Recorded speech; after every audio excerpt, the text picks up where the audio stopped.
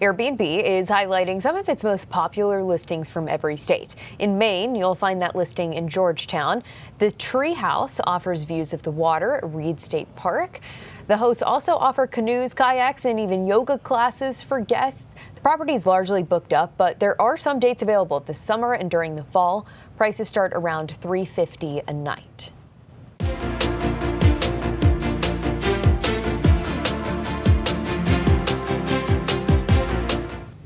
So people from Maine would probably roll their eyes at this, but back in the day when you downloaded shows for the airplane, rather than like connecting to Wi-Fi or something, I'd always download like Maine Treehouse Masters to watch on the plane. It's creative. And that's just now coming to me that I used to do that.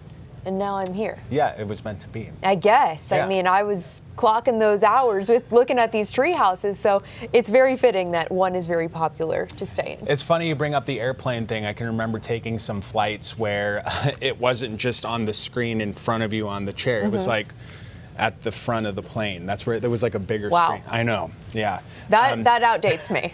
A little bit. And now I'm just on the phone like this. As with everybody else.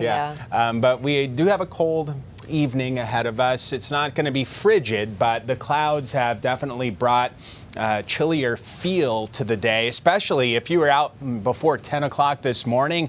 I mean, if you were basking in sunshine, it felt great, but the clouds really putting a damper on things, and a few spots out east still in Washington County around Calais catching a little bit of light rain. This will move out of here over the next hour or two, and the clouds are going to start to disperse too. So again, I do think you'll be able to see that conjunction, the moon and Jupiter up in the night sky eventually. Just got to wait for the clouds to get out. And over the weekend, it's going to be benign but seasonal, so highs generally in the 50s under sunny to partly cloudy skies.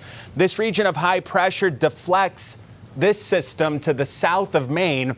Parts of southern New England, though, get into a little bit of rain heading into Sunday, but it looks like that rain shield stays south of the state.